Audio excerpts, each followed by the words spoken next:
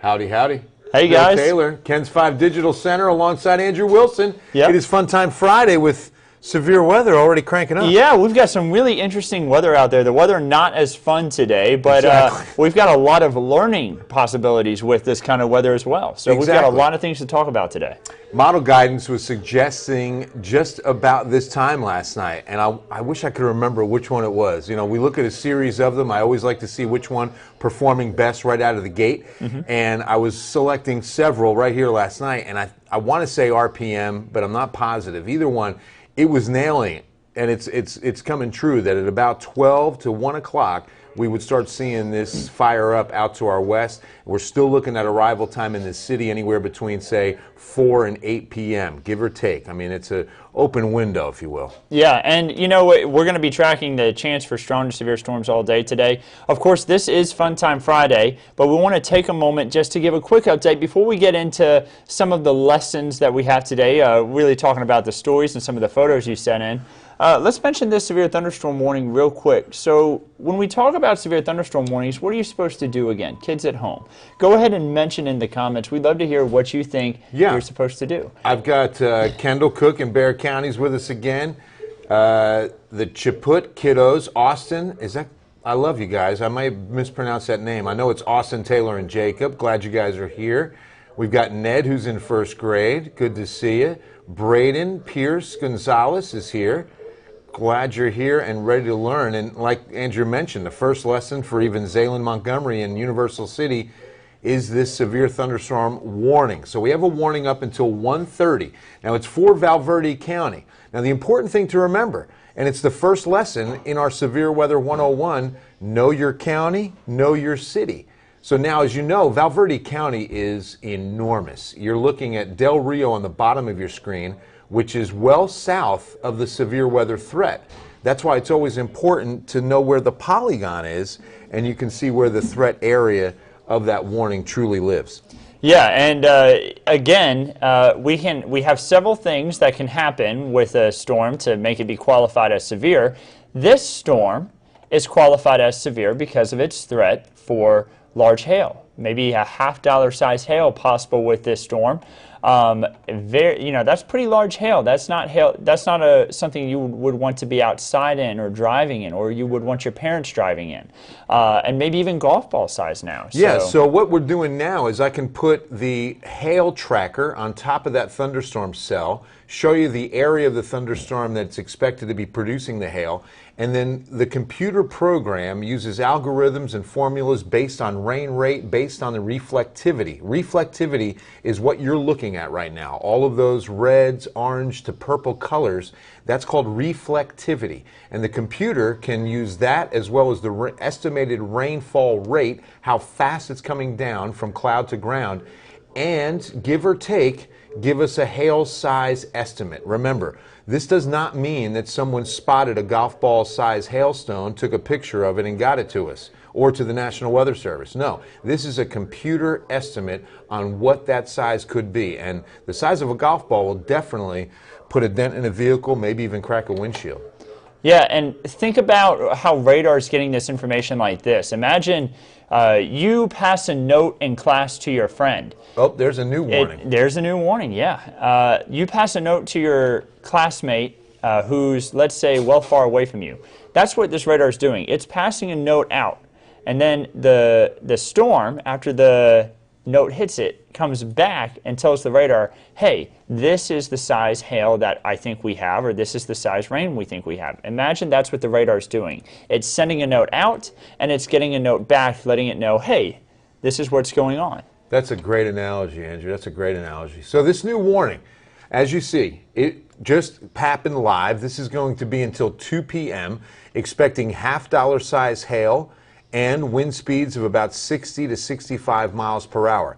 So this is going to impact some areas north of Del Rio. It's moving east at about 30 miles per hour. So what I always like to do, once we have that information on a storm, we can find out exactly where it's moving and how fast by storm tracking it. So I like to take that leading edge, not of the rain, which would be, of course, out, where you see the yellows and the orange and even the green for that matter, but get right in. You see where that 277 is? I'm going to draw it right from there down into the hail core, and now we'll take it out east at 30 miles per hour. Watch those numbers changing as I move this mouse to the right, and once I hit 30 on that second number, which again you can also see time of day, so it's up to about 1:30, moving east at 30 miles per hour.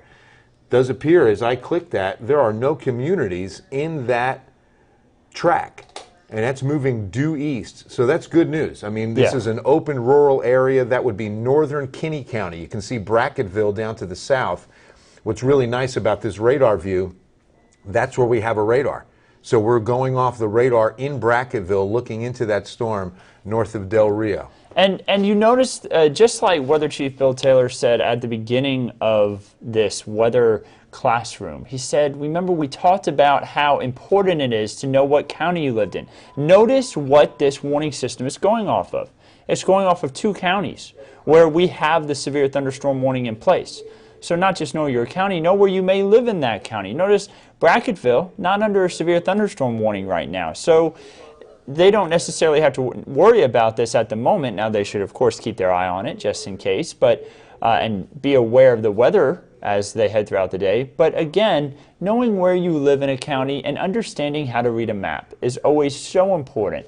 You know, I loved looking at maps when I was a kid, and I strongly suggest just looking at a map of your area whenever you have a chance and getting to know where you live. Here's what's important, and as Andrew mentioned, Del Rio is the highest populated area of this entire map, but also of Valverde County. And notice, it's not even raining in Del Rio. So if you only know your county, then you would say, well, we're under a warning. But if you live in Del Rio, you don't have too much to worry about. You might be hearing some of the thunder because as I put the lightning tracker back on, there's a tremendous amount of lightning. And there could be lightning striking. Okay, there's a great example. Bottom of your screen, technically in Mexico, look at that bolt that's picked up. So look, it's not even raining, okay? And you see how many miles away from the storm cell you can have lightning strike because of cloud to cloud, because of all different atmospheric conditions. Lightning can strike miles away from the storm, and you might just be under cloudy skies with 0 rain falling. Yeah, and and then we also have a few questions coming in. Bill, we have Matthew asking us, how do you know which way the storm is going? And Matthew, that's a great question. Remember how I told you that the radar sends a note and then the storm sends a note back saying, hey, this is what's happening? Well, that's constantly happening. That radar site is sending a note out to the storm like, hey, what's happening? And then it gets the note back. And it's going over and over. It's constantly sending this note.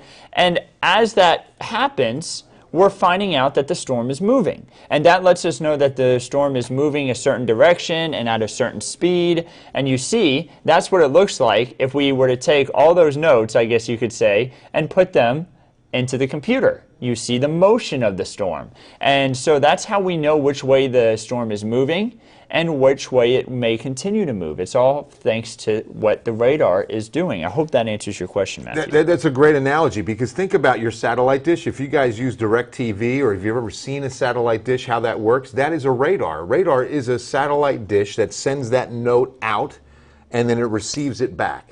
And depending also upon the rate at which those signals or notes are being returned is going to determine the colors that you see. That's why sometimes it's not even rain that's falling. In this case, of course it is. But in some nights, the New Braunfels radar will pick up the bats leaving the bat caves. And so you can see them on radar because the signal's still going out and it's hitting the bats and returning and saying it doesn't know the difference between rain or bats. The radar just knows I hit something and I need to send a note back. Yeah, that's exactly that's exactly how it works. And you really can, especially in the summertime. Man, when the summers get going, you can see those bats take off right at sunset. It's pretty Reagan's amazing. in 3rd grade. Hi, Reagan. Tanner in pre-K. You guys are out at Timberwood Park Elementary. Love you guys. Now, speaking of Timberwood Park and speaking of South Central Texas, and I saw some some questions rather about the timing. I want to show you this while we're here. Let me just go ahead and save this view before we move on, but this is important to know. We are under a severe thunderstorm watch until 8 p.m. tonight. Everyone in the shaded county, which includes San Antonio, New Braunfels, Bernie, Kerrville, all of our big metro areas are under this watch through 8 p.m. tonight. So remember the difference between the watch and the warning. The watch means all the ingredients are in place to produce severe thunderstorms. We're watching for them to develop. Now we have warnings, and remember the warning is county by county, and you can see this watch is over an entire region of several counties, and it's over a longer stretch of time. Notice that the warnings were in effect till 1:30 on the Val Verde, the Kinney County now until 2 p.m. Well, this watch obviously for the next 6 hours to 7.5 hours. Yeah, and remember the difference between watch and warning. Bill used the comparison of cupcakes being ready and just having the ingredients whenever we talked about watches and warnings.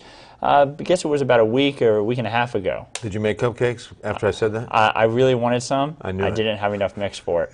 Couldn't do it. I did make See? I will be making pancakes. Make pancakes yeah. instead. I have the pancakes ingredients. I don't have pancakes yet. So basically, with a watch, remember, cupcake watch means you just have ingredients. You don't have cupcakes yet. With a warning, you have cupcakes.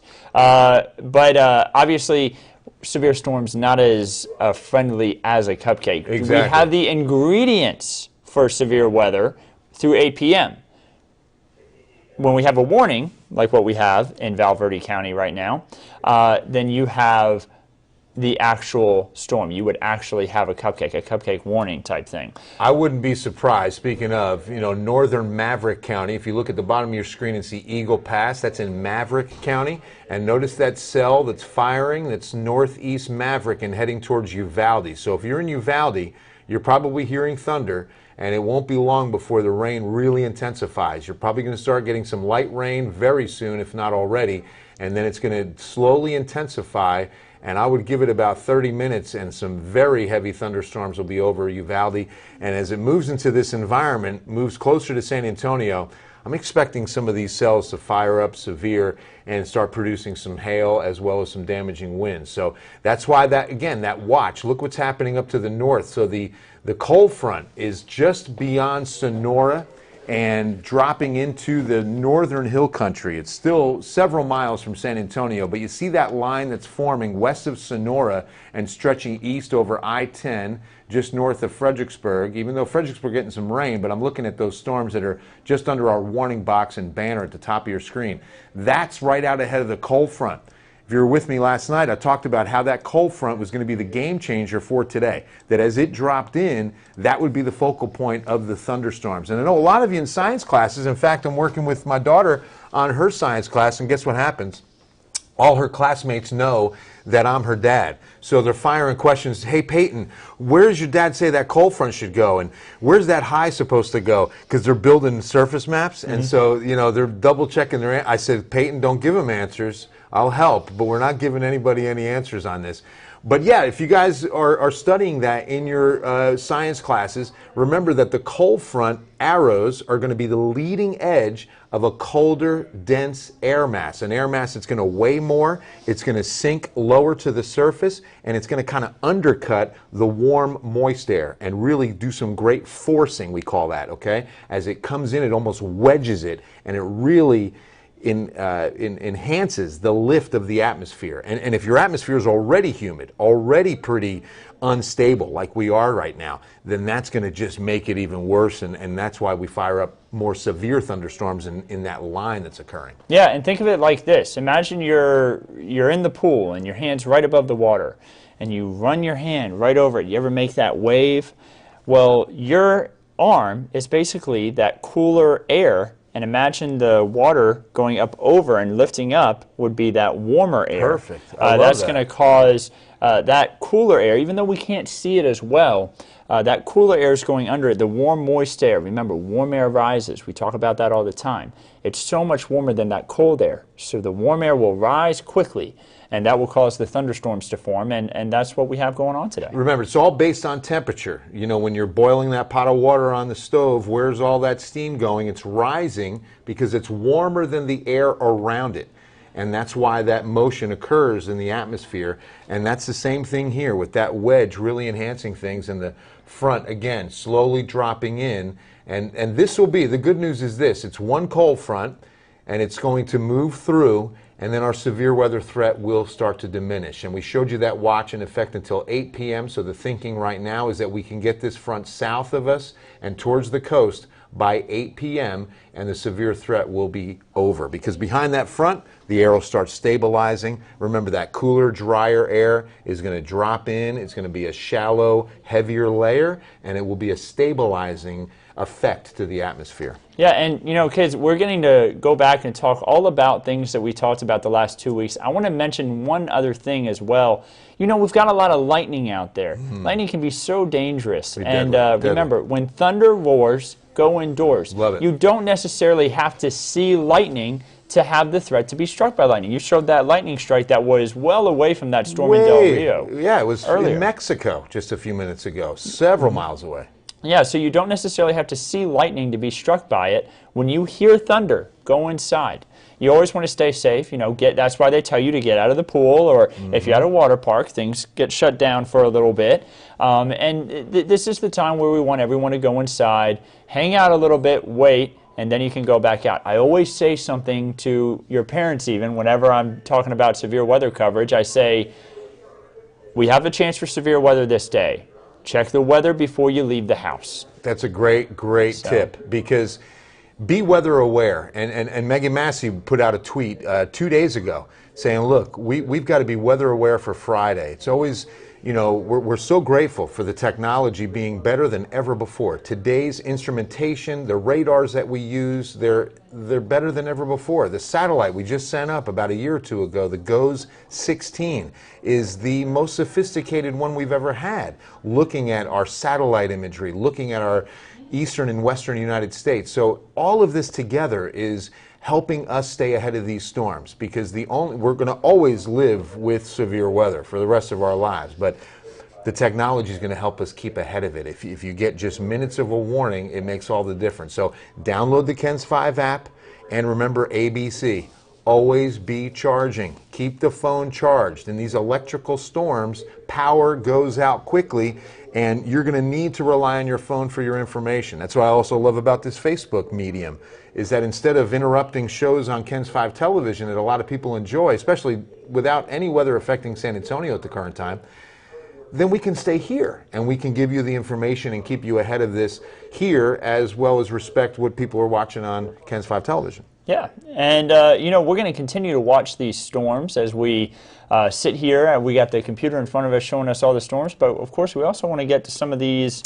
Yeah, I want to say hi well. to Vanessa's got. Yeah, we got photos coming up, guys. Yeah. No worries on that. We definitely have them loaded and We got ready a lot to of go. great ones. But yeah, they're really fun. I really appreciate this. Okay, Del Rio. Vanessa wants to know, how long will the severe weather be possible? Del Rio's in the watch until 8. But you will end your threat sooner than later, okay? Right now, this first cell, as I get in here a little bit closer, I can show you and assure you that this is going to stay north of you in Del Rio. So that's the best news of all, is that this first cell is a strong one and a dangerous one, but it's going to be moving east. It's not going to dip south. You might get some rain. You're probably hearing thunder, but the worst of that weather stays off to your north. And then we have, hope it rains hard. Jesse, we've wondered if clouds, right? They can look like it, right, Susan? Jesse Leal, hopefully we don't get too much in Valverde Park. Cancel garage sale for tomorrow. Yeah, Jesse, I would definitely do that. Got 5 scared girls at the house. Sorry, Vanessa. I know that, again, you can assure them by giving them this information, showing them the radar, that all 5 of those girls are going to be safe in Del Rio. This will stay north of you, but this is not the last of it. This is the first of it. We still have the front north, okay? And until that front moves south of us, we have a chance of seeing some severe thunderstorms. What's the ETA for San Antonio? From Ray. Hi, Ray. Well, I'm still thinking about 4 to 6, 7 p.m., but you know, that front is already dropping in just around Sonora, so maybe as early as, 3, I would say, is the earliest that we see something firing. Yeah. Because here's the cool thing about these outflows, we call them. It's called an outflow. So from the thunderstorm, the winds come down to the surface and push out in the direction the front's moving. So what you'll sometimes see is a thunderstorm create another thunderstorm on its own. and develop into what we call an MCS, a mesoscale convective system. It's a system that breeds more thunderstorm activity because, again, it's almost an organism where it just inhales all that warm, moist air and then exhales that big blast of colder, drier air from top to bottom. And as it pushes out, it's almost like a little mini front. And more storms will fire, and it's way out ahead of the cold front itself. Yeah, and this is a really common with sea breezes along the coast. Sea breeze, whenever perfect. whenever we're talking about the summertime, maybe you head down to the Texas coast, and it's beautiful in the morning, and then all of a sudden in the afternoon you get one little thunderstorm, it dies out, and then you see another thunderstorm pop up. And that's because the thunderstorm gets real big, that warm, moist air cools, condenses, and then that cooler, condensed air all comes down to the surface because the cloud gets too heavy and all the rain comes down, and then all that cooler air then comes to the surface and it pushes out under that warmer, moist air, and then you get another thunderstorm form. And it's almost like their own little mini cold fronts. So we were talking about the height just a minute ago, and I want to show you one of the tools that I really enjoy using in times like this. You take these severe thunderstorms and slice them.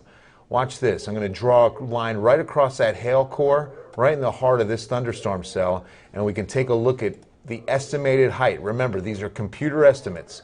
And again, this is the kind of technology that we get to use and estimate on what can produce larger hail. So, as you see, this computer is estimating the top of this thunderstorm at 50,000 feet. So, how many feet in a mile? About 5,600, 700, right? So, how many miles high? And you just saw it climb live. Did you just see that? On that fresh sweep, it just jumped a little closer to 60,000 feet. This is a monster storm. So, keep in mind, when you're going up that many miles high, from surface to top, then you're looking at tapping into that colder air, and that's going to be below freezing, and that's going to determine hail size. You tap into more of that ice, you're going to start getting some bigger hailstones, plus other factors, including updraft and how long we can keep a lot of those hailstones at the top and growing in size the whole time. Yeah, and remember, the rain doesn't just come down itself with these storms.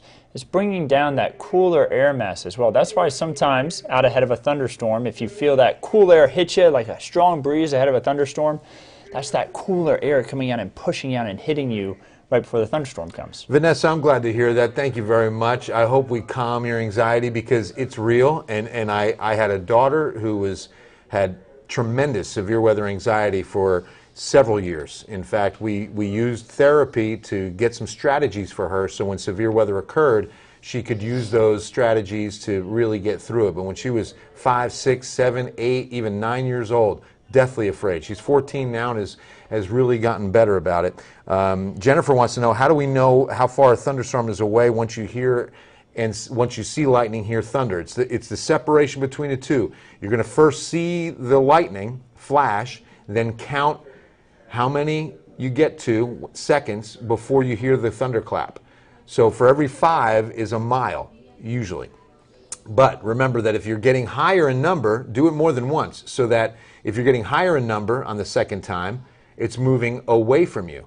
If you see the flash and you get to 1, 2, 3, 4 thunder, then the next time you do it, 1, 2, 3 thunder, now it's getting closer. So if the numbers are going higher, it's moving away. Susan, a hurricane storm story from Susan. I'd love to hear it. Absolutely. Now, the best way to do it is to write it out and email me so I can read it that way at btaylor@kens5.com, awilson@kens5.com, and we'd love to share that story. And let's actually zoom out. I think we've got a new warning in for Maverick County as well.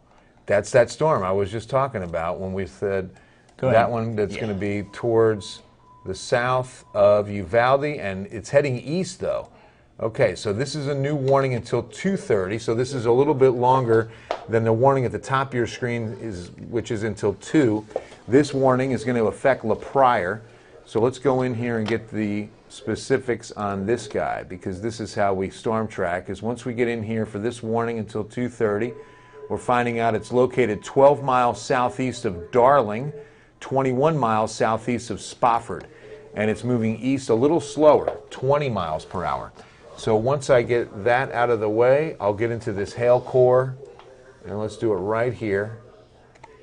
and move it east at 20.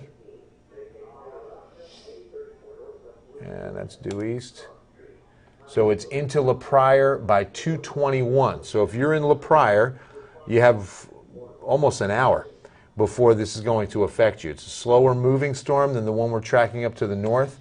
20 miles per hour. Its pace due east and heading towards La Pryor. Going to stay north of Crystal City, it looks like. But Crystal City's getting some heavy rain and maybe some pea-sized hail. Wherever you see that cloud, I still have the hail tracker on. You ever see that cloudy color? That's going to be where it's picking up the possibility of hail. And when you have that gray, like the one north of Crystal City right now, that one is probably pea size, marble size, if at all. And then the blue, which is the one that's heading towards La Pryor, that's going to be the hail size of probably a golf ball. Let's query that one right there. See, it's giving, we're inside the polygon. So There it is. You got to hit that one right there, I think. move that up. No, just hit watch warning off. And The now do it. eyeball right here. Oh, just take it off? Yeah, and now Okay. now it'll give you the Yeah. proper query. All right, let's do that blue right there. Just south of Highway 57, golf ball still. So again, estimating golf ball size. Usually the radar is going to juice it a little bit, so I would say probably just under golf ball size, you know, somewhere between, say, marble size hailstone is possible with this. But as it is a severe storm, it's got to be at least quarter size, and we've also got wind speeds estimated at 60 miles per hour inside that cell. Yeah, so really strong storms again today, and we're going to continue to track this threat for severe weather. Much of these storms that we're seeing now are actually ahead of that cold front that we've been talking about. Yeah, this is an upper air disturbance. This is not the cold front. These storms that are firing are part of an upper level disturbance, and this is why we have several days of rain chances. We have almost a set of train tracks over top of us for the foreseeable future. I mean, it's like 4 or 5 days of this upper level pattern that'll send these small disturbances. The cold front rain is what we're going to be expecting to see fire through this evening, and again through the 8 o'clock hour. Then once that front south of us and we stabilize, we still have that southwest flow and some small disturbances that'll roll through. We're not expecting this kind of thunderstorm environment because once that front's through, we'll get a little bit more stability through the atmosphere. We'll probably get more of a moderate to light rain over Saturday, Sunday. A couple of isolated thunderstorms is not out of the realm of possibilities, but we shouldn't see anything like we're seeing today and tonight. This is the biggest severe weather threat. Yeah, and we've got a lot of rain over the next week, just like what Weather Chief Bill Taylor just said. If you're trying to find outdoor activities, parents, if you're watching too, as long as there's not lightning, of course, homemade slip and slides. Nice. Good idea. It's something we used to do whenever I was a kid back in Mississippi. So That's awesome. tarps, tarps, soap, and you can make your homemade slip and slide. So You'll have some time in between some of these rain showers, but look at those plans for tomorrow, Yeah. for Sunday. Today's going to be an inside day, as yeah, you can tell. No, don't be you know, outside in lightning. Look at these storms, keep ahead of these storms. Yeah, let me put the lightning tracker back on because there's a tremendous amount of lightning. And what's also good on a radar, and part of radar meteorology, if you will, is watching the intensity of the lightning. If you're seeing it build, if you're seeing it really grow, more and more strikes with every sweep or every loop, that storm's intensifying. And just the opposite true. If you're seeing fewer strikes, and you're seeing that storm kind of open up a little bit, it's starting to decay, it's starting to weaken.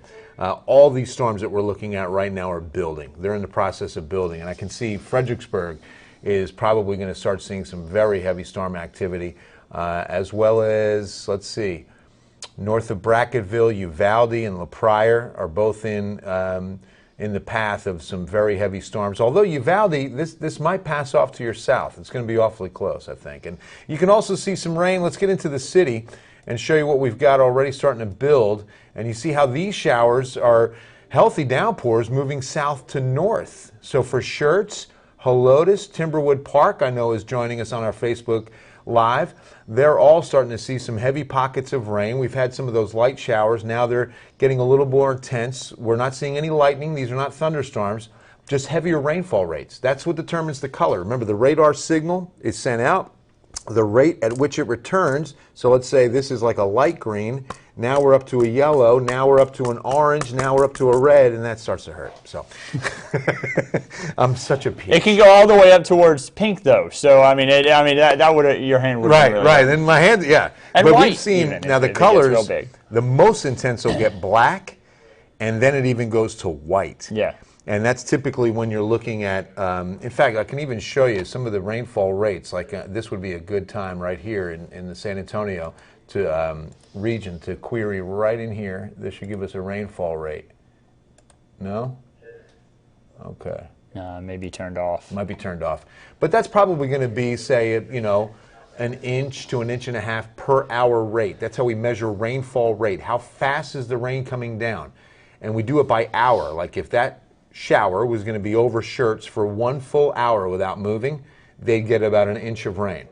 So that's the inch per hour rates. Now the real heavy rain, when you can't even see and it's just blinding rain, those are the 3 to 3.5 inches per hour rates. And those are typical in those thunderstorms.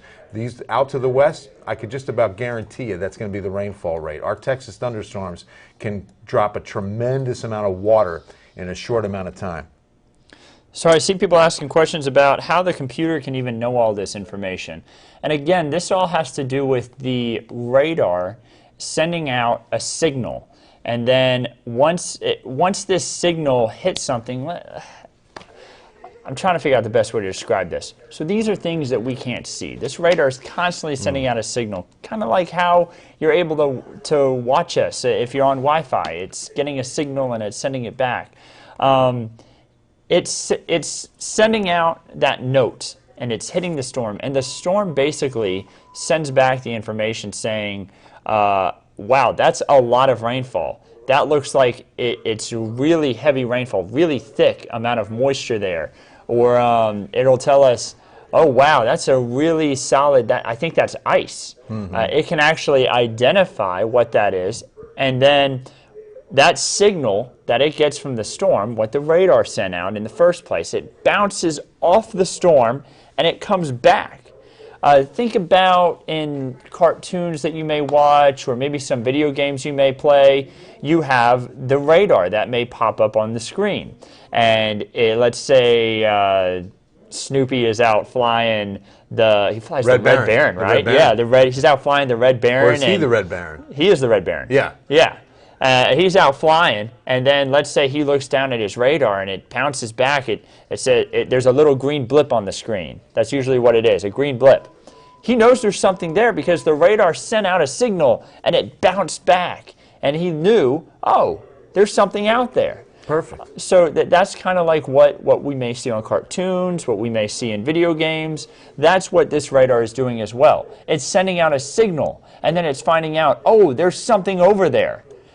And it gets the information back, and it lets us know through our computer. So remember this part, too, is that once it's in the computer, that's when the code is written for that information to be put into formulas, essentially, algorithms, and different variables are plugged in, and that's when it gives us the output. I think the rain is producing hail the size of golf balls based on the rainfall rate, based on all of the information that it gets. Here's the output. So it's essentially a computer program. Yeah, that people have written code for. Yeah, so the computer is basically doing a ton of math. Exactly. You know, we talk about math in school, and you wonder, when am I ever going to use this in real life? Well, that's where scientists and computer engineers and software engineers, they're all going into computers, and they're plugging in information. They're typing things in, and then the computer will do this math, and then it will let us know the information that the radar is seeing. Remember, if you're good at math, stick with it. Learn more. Get better. Mathematics is the universal language. And when I say universe, I mean universe. Because, you know, if we're ever going to speak to any civilization that might be out there somewhere in our either Milky Way or universe, it's going to be math that they respond to. There's no way we could just say, hey, how you doing? Is anybody out there?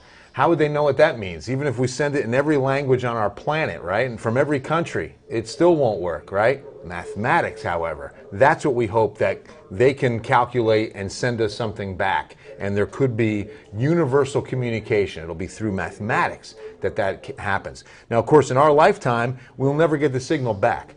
You know, that's the vastness of our universe, is that in our lifetime here, everybody listening for that matter, we won't send a signal out and get anything back in the time that we're here, you know? So it's something for our future generations to explore. Yeah, and just know that math will build up over time. You'll learn more and more, and then eventually it will be extremely useful. We talk about the Bernoulli equation and the Venturi effect whenever we go through differential equations. As meteorologists, you have to go all the way through differential equations, which is a really high level of math. It's thick stuff. Yes. And thermodynamics, all kinds of mathematics. And it all adds up to that stuff, and the Bernoulli equation and the Venturi effect are things that we talk about all the time, or it's things that are going on in the atmosphere that are relevant to mathematics. It's the math of it's the physics of the atmosphere, you know. All right, so in this time between, again, if you're just joining us, 2 warnings that we're tracking, 2 supercells, one that is heading towards La Pryor, and the other at the top of your screen north of Bracketville. Should not be affecting any communities. We tracked it out, and there's hardly anyone there, northern Edwards County. Okay, but you can see another cell south of Camp Wood is pretty active, not severe, but it's also very heavy rain. And you can see that La Pryor is getting some heavy thunderstorm activity, but the severe thunderstorm is still back to your west and should be there by about 2:15. I'd give it about another 30 to 35 minutes before you start feeling that heavy rain into the core of what could be some golf ball size hail. So if you're in La Pryor, I'd get a vehicle underneath something and just be prepared for some high winds and some golf ball size hail. When will the storm be? Near 410 and Perrin Bidle on the northeast side. So we've got a little time. I mean, you'll get some shower activity in northeast Bexar County. As you can see, there's some scattered showers developing over us and heading into Comal as well as Kendall counties. Those are all moving north. Let me put this in motion so you get an idea of what I mean. The brunt of the weather is still going to be back to the west. This impulse gaining a little bit of speed. These cells are moving 20 to 30 miles an hour. So we've got some time on those. But I would, somebody asked about Pleasanton. I definitely think Pleasanton will be affected by these cells. They'll hold together. We've got a good, humid, moist environment in place. The cold front is still well to the north. It's north of Sonora. It still has a lot of real estate to cover. That's why, while we're here, let me just show you. I want to again save this view and go to our watch. We have a severe thunderstorm watch in effect, everybody, until 8 p.m. So please make sure you're downloaded the TENS 5 app. You're already on our Facebook, but have the app so you have the radars ready. We'll be updating you on Facebook. We're on Periscope even right now. Yep, YouTube on Twitter, as well. YouTube, and then everywhere. of course on TENS 5. Now, when it affects the city and our metropolitan area any great deal, we're going to also be on our broadcast channel, because I know a lot of people still watch TENS 5 by antenna. You can buy a $20 antenna and have no cable, have no satellite dish, and have all the local channels, and they come in crystal clear. I mean, it's still, a lot of people still get their television that way, without cable, without anything but an antenna. So that's an important part of what we do, is warning people when it's going to affect the city. We will be, of course, ahead of the storm. Jesse said, raining in Live Oak. Oh, wait, it stopped? Yep. A lot of the showers that we're seeing right now for much of kind of the Bexar County area and really just much of South Texas as a whole are just brief light or brief heavy showers, and then it stops. Rick wants to know, when those north-moving storms and those south-moving storms collide together, is that where tornadoes can form? Yes, they can, but it's not definitely the cause and effect of the tornado. The tornado environment, which we do have a little bit of what is called wind shear. Wind shear is going to be where wind speeds are increasing with height. So as we go up in altitude, our wind speeds are dramatically increasing. There's also what's called directional shear, which is when we will have winds high speed changing direction within a column, within a good area, relatively speaking. So in that kind of environment, and we haven't even thrown the thunderstorm in yet, You know, this is just the environment out ahead of the storm. Okay, that's part of what the watch area would be. And it's also what would determine a severe thunderstorm watch as opposed to a tornado watch. So keep in mind, there's a much bigger chance of severe thunderstorms with hail and high winds than there is tornadoes. That's the good news. You know, tornadoes are the worst case scenario in this event. But we're more likely to see a severe thunderstorm producing hail and damaging winds than we are to see a tornado. Even though a tornado is always possible in a severe thunderstorm, and it's because of the tremendous amount of wind energy and some of that wind shear that's available in the environment. Yeah. Good question, Rick. Samantha, when will I see the storm at Paramaribo 410 North? Oh, okay. I hopefully answered that for you. All right, so let's lighten the mood. We got some pictures. Yeah. Let's do some pictures, Andrew Wilson. Andrew Wilson's going to drive the computer as we show you guys. Let me get back to the radar view real quick. And again, we're watching these storms closely. We've got 2 warnings in effect that are out to our west. San Antonio getting some shower activity, but these severe storms that we're following till 2 and 2:30, so 15 minutes. I'm sure that will be extended. That storm is not showing any signs of weakening right now. And then the 2:30 storm, that's the one that's heading towards La Pryor.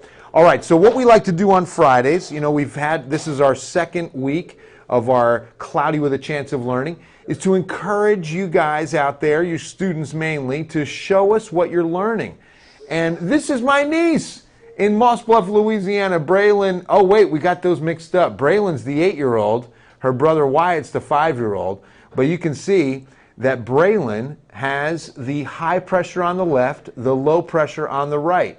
And she's got the winds moving around the high and the winds producing that sinking air, and you've got the rising air with the low. And the most important thing, what kind of weather condition do you get in high pressure? Sunny, pleasant weather. That's why the H sometimes stands for happy weather, while the L, lousy weather. All that rising air contributes to more cloud cover, overcast skies, and leads to a good chance of rain. Great stuff, Braylon. And that's the beautiful Moss Bluff, Louisiana behind her. They've got a pond in her front yard.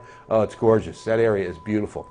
I love this, by the way. I love the drawings that we have on our website right now, some of the things that people can print out and color. I think this is great right here. Yeah, Mary Sinclair with a shout out to our teachers and even put my name in the box. So Mary, thanks so much, because what Andrew and I, as well as Megan Massey, Paul Morellis is coming up next Wednesday with convection, and it's going to be a great lesson there. We've all become teachers in this new age. I call it a new age of our weather classroom. I love this opportunity to teach you about one of my passions in life, which is meteorology, and learning more about the atmosphere that affects us all. Remember, what I really love about the weather and all, it is the most common denominator.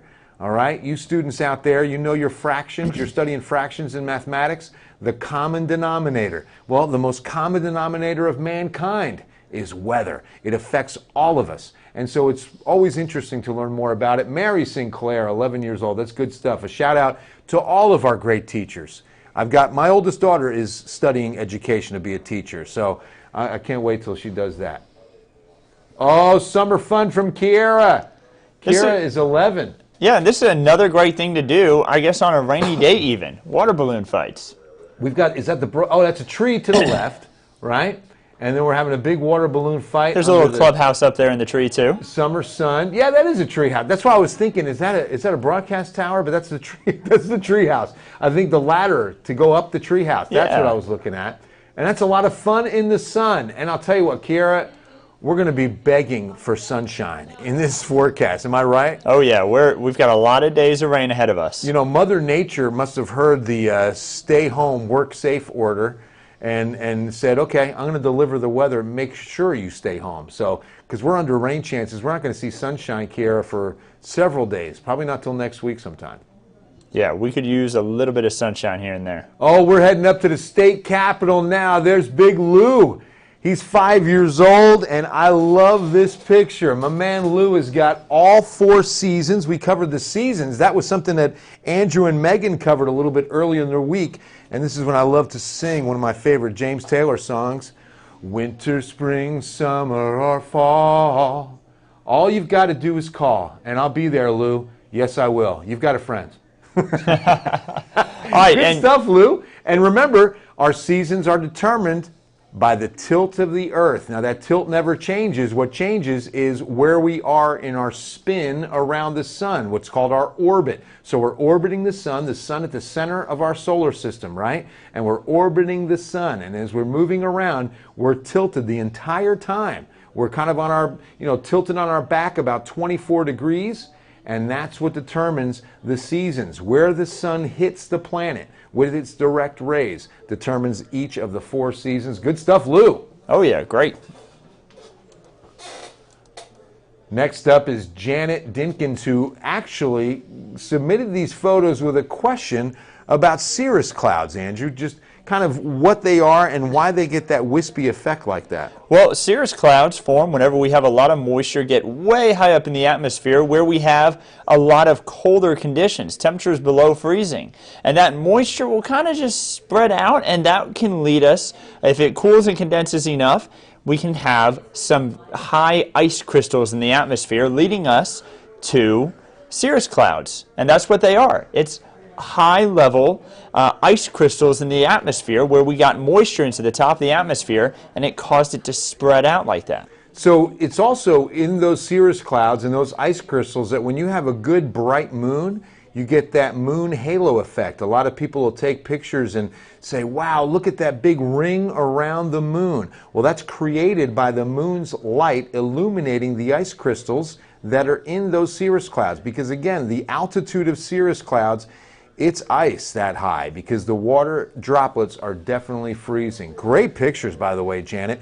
And sometimes cirrus clouds are an indicator that we've got storms a day or two away. Sometimes they're blowing off the top of some of those towering thunderstorms, and while you're sunny and you're seeing some wispy high clouds, a lot of times that was a signal we might get some stormy clouds by the next day. Not the same day, but usually the next day or two. Yeah. Addison! Oh, I love this. Addison is 6 years old, and we've got a great picture here of the house, and we've got a little mountain range off to the left and a nice sunny day out there, Andrew.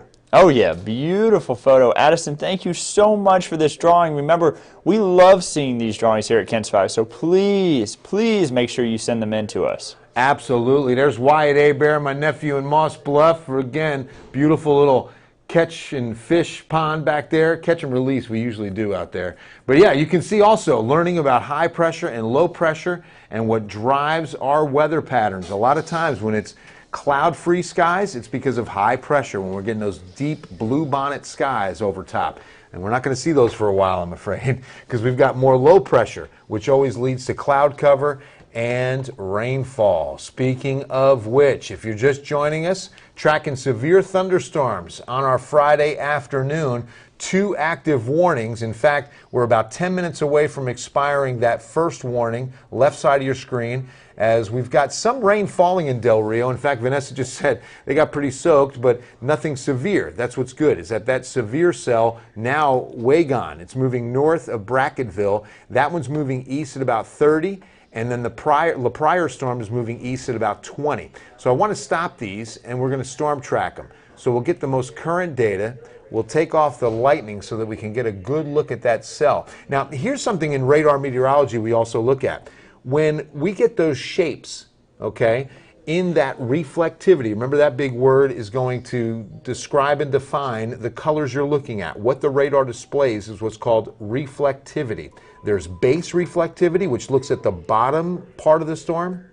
There's composite reflectivity, which looks at almost every layer, okay? And we're looking at composite, I believe. Yes. Right? Yeah. Okay. So with that, you look at the shape of the reflectivity, and you may have heard the term hook echo. Whenever you start seeing a little bit of a curl or a comma shape to that reflectivity, which, by the way, you really can't see too much of that occurring. There's a little bit of it right there. See that little notch, almost where that line of the arrow comes in? See how that little, if you start seeing that define better with each fresh sweep, then we could be seeing rotation in the thunderstorm. Because when Andrew was using that great analogy of the note coming back, what that's telling us, the radar reads that note and says, okay, water's being whipped around at the top of that storm. That's what's creating that shape to the reflectivity, is the water is being whipped around. So you're either seeing rotation that's going to start to develop a tornado,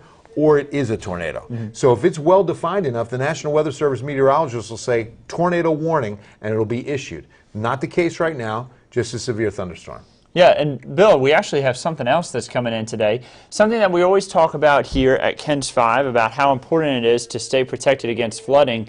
You know, the National Weather Service just actually issued also, people who we talk to often about what we think is going on in the weather. Whenever there's severe weather, it's always good to have good communication. We talk to the National Weather Service.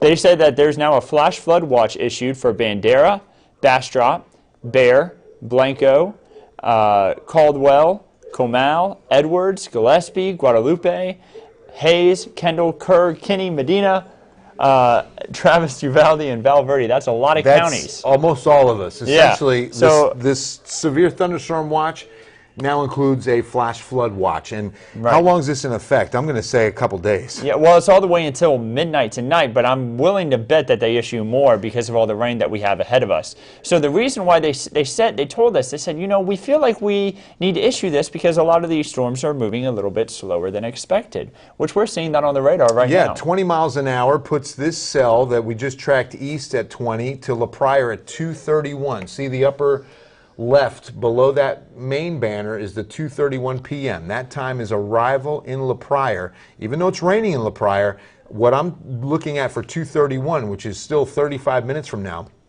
that's when the core of this supercell thunderstorm is expected to reach you. That would be where the hail is. That would be where the damaging wind speeds of about 60 miles per hour live. It's in that core. That's why I track it not from where it's even heavy rain, but where that core is and where you're most likely to see hail, which, speaking of which, let's throw hail tracker on top and see what we've got with that.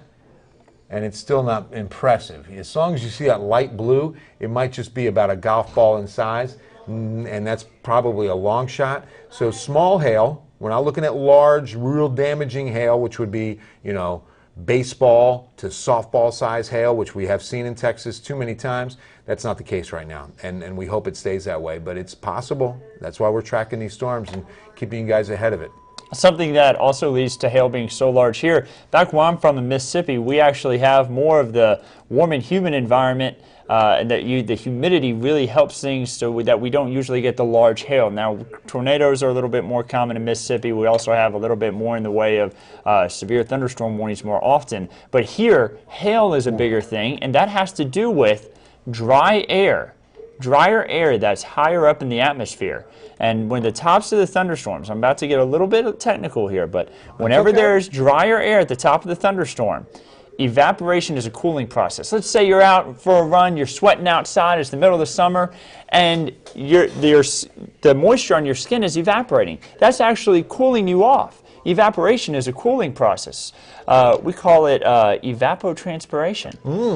And when that moisture is evaporating, your skin is actually cooling. Now, if there's a lot of moisture in the air, that sweat beads up on you, and you're still going to be warmer. Oh, yeah. That's why those humid days can always feel so much hotter than what it actually is. Well, switching things up, having that drier air at the top of a thunderstorm, if that moisture is evaporating rapidly at the top of the thunderstorm, it's encountering really cool air. So if it's evaporating rapidly, we can have actually really cold air at the top of the thunderstorm. That can cause larger hailstones. That's why larger hail is more common here in South Texas, because of the drier air, especially when you get closer to Val Verde County.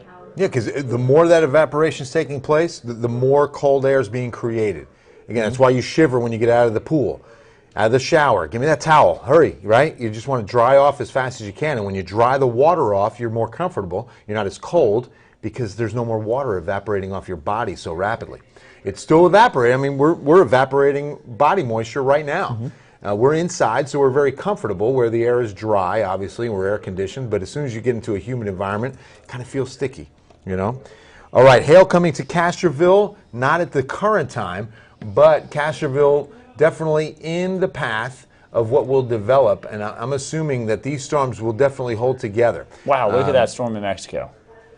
Oh, there's one. That's yeah. that's really far away from the radar site still, but I mean that's quite a storm. I'm willing to bet if it holds together, that could be a pretty big storm coming Yeah, across. and that's a good point. When you're picking it up this well from as far away as we are, which the closest radar to that cell over the mountains of Mexico is in Brackettville, so that's still a long ways away. And if it looks that impressive from that distance, that's a monster storm. That's going to, again, everything in our South Texas environment is conducive. There's a great word, conducive, for these storms to hold together and build. We've got the ingredients for some big storms to definitely survive into San Antonio. And remember, when we have ingredients, that's when we typically see a watch. That's why we have the severe thunderstorm watch, and we have a few warnings out there because all the ingredients have been put together to form a warning. So I had just tracked out this cell that was north of Brackettville, or I should say is north of Brackettville.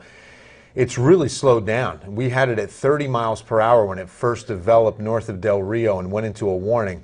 Now it's down to 15 miles per hour, half that speed, and hence the flash flood watch, because as these cells slow down and rain, and remember, these rainfall rates are upwards of 3 inches per hour probably, then that's when you start getting into a flooding setup.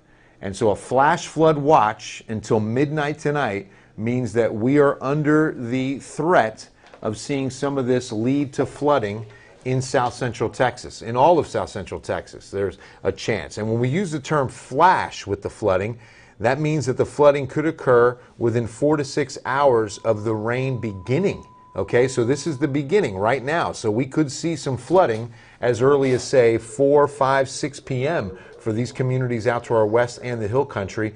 That's when I think most of the front gets into San Antonio and we start seeing a little bit more action here in the city. We're getting rain now, and we're going to get some good downpours, but we're not going to see the severe weather for a few more hours here in the city. Yeah, good news. The severe thunderstorm warning for Kinney has now expired. Oh, wonderful. You can see that the hail core, remember those cloudy colors that Bill was talking about? Yep. You see how much more gray and white they are? That lets us know that the hail has gotten smaller. And if it's below the threshold, remember, for a severe thunderstorm warning, then they will cancel the warning or let it expire. And now the hail is so small and maybe even non-existent that they have gone ahead. Because remember, we're looking higher in the storm here.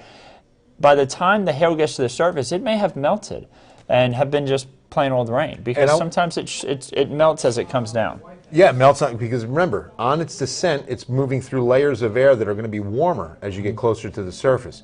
Now, the other point I want to make while we're here is that even though a warning expires, the storm is still dangerous. Look at the amount of lightning. That is going to indicate, and lightning is one of nature's killers. And if you're not paying attention, remember, when thunder roars, get indoors. Because if you can hear thunder, lightning can strike where you're standing. Yeah. You don't have to have rain. It could just be cloudy. You might even see a little sunshine. And I hear thunder. Where's that storm? I don't even see lightning. It could strike where you're standing because it can strike miles away from the thunderstorm. All right, so look, that's a lot of lightning, and this storm moving east at 15. The one active warning is in effect for another 30 minutes, and that's going to affect La Pryor within the next 20 to 25 minutes. So if you're in La Pryor, golf ball size hail is a possibility. You're definitely going to have some good wind speeds of 50 to 60 miles per hour. Not good in that sense. I mean, damaging speeds. 50 to 60 will definitely be moving some things. So get anything inside. It's probably going to be already wet. It's been raining, but the big winds are coming your way in La Pryor. Yeah. So we're going to continue to, of course, keep an eye on this throughout the day. Remember, we're going to be live on Facebook, Twitter, YouTube. I'm going to try not to knock my phone off the desk. We're going to be live on everything, keeping a close eye on things. We, of course, will be on air as well. Absolutely, yeah. We'll crawl at the bottom of the screen. Eyewitness News first at 4 is scheduled, of course. Now, if we get an update from President Trump in Washington, we'll be interrupting with that. We've got a big situation going on with the coronavirus, so I hope you're staying home and staying safe, limiting the amount of people that you spend time with. Keep it with just your family. Stay home.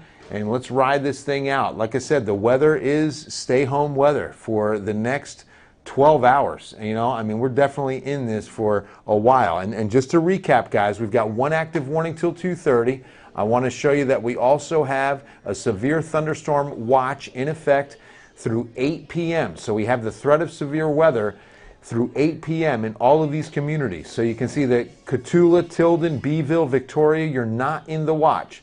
But we are under the watch in San Antonio, New Braunfels, Seguin, Bernie, Kerrville, all of us in the metropolitan area until 8 p.m., the threat of severe weather. And there's also a flash flood watch for these same counties, essentially, because these rain rates are pretty impressive and these storms are moving relatively slow. And because of that, we do expect to see some flooding over the next, I would say, what, about 8 hours, right? Yeah. We could see some flooding maybe, later maybe this even evening. into 9 and 10 o'clock tonight before we start to see things quiet down a little bit with the flood potential. But that's going to wrap things up for our Facebook Live and our Cloudy with a Chance of Learning. Before we go, I want to show you the curriculum for next week. Let some fellow students know, let your teachers know what you're learning so that you could maybe write a small report, draw a couple of pictures, and get some extra credit points in science class. I mean, this is a great opportunity to learn about our atmosphere. Now, Monday is going to be a good one because you know somebody who's got a great passion for the solar system. And yeah. I'm looking forward to Moon Monday with Megan Massey. That's a lot of M's. Meteorologist Megan Massey from Moon Monday. She is so good at science, and she has got such a passion for science, and she is going to be getting into the nitty-gritty stuff about the moon on Monday. The moon's our only natural satellite. Remember that. We've got over 2,000 man-made satellites orbiting the planet as we speak, but there's one natural satellite, and it is our moon. And then you're excited about Tuesday. This was your idea, and I'm pumped about this. Yeah, I have a big passion for tropical meteorology, and we're going to be talking about Tropical Cyclones 101 on Tuesday. That's going to be the beginning of our tropical lessons that are going to go each week. Now, this week, it's all about tropical cyclones, which, by the way, is what a hurricane is. It is a tropical cyclone, but around the world, they have different names. Some areas, they're called typhoons. Australia, the nickname is Willy Willy. It is Willy Willy in Australia. So there's all sorts of different names for tropical cyclones. We're going to talk about Tropical Cyclones 101 on Tuesday. It is Mother Nature's biggest storm, and remember, we're less than 8 weeks away from the 2020 hurricane season. Now, Wednesday, Paul Morellis is in on the convective process. Now, this is called thermodynamics. I mean, this is the real physics of the atmosphere. Very interesting stuff. And you're never too young for this. Paul does a great job of breaking down a very complicated science. So I'm looking forward to Wednesday, too. Yeah, and then on Thursday, focus on fronts. We're going to talk a little bit more about cold fronts, warm fronts. Occluded fronts. Occluded. Stationary. I mean, there's all kinds of fronts, and I know a lot of science classes are covering fronts and air masses, so that's what's going to be the Thursday topic. And then 1 week from today, it's fun time again, hopefully minus the severe weather, where we're going to share your pictures and your stories. Please email those to btaylor@kens5.com, and we'll make sure to include them next week. Andrew Wilson, always a pleasure. Thanks so much for joining me today and informing our students. It's great to teach this stuff. I really enjoy it. It's always fun to join you, Bill, and it's always fun to get to talk about some of the more sciencey stuff. Instead of just talking about what the weather's going to be, it's fun to get to break it down and talk about the science behind it. Absolutely. We'll leave you, oh, that's our camera shot. Hi, guys. We'll leave you with a good wave from us. Wave to him, literally. Okay, there you go. I'm just kidding. But I want to leave you with radar because, again, the rain picking up. I've got a nice downpour. That's not a thunderstorm because we're not picking up any lightning there, are we? Let me get in tight. What's heading towards Canyon Lake is what I'm talking about. Right over here, just west of New Braunfels. Oh, there is a little lightning. That's going to be heading up towards Canyon Lake. So if you're in Comal County, you're going to start getting some of that heavier rain. That's not a severe thunderstorm, but see, this is what could grow into a severe thunderstorm. The very beginning of it is just occurring over I-35 and southern Comal County and heading towards Canyon Lake. Not severe right now, but that's why we're keeping an eye on it. And then the one severe thunderstorm warning is in effect for another 20 minutes, and that's going to be heading towards La Pryor, and then a severe thunderstorm watch in effect till 8 p.m. tonight. So stay with us on KENS 5 online. Make sure you keep KENS 5 on air, and we'll keep you updated.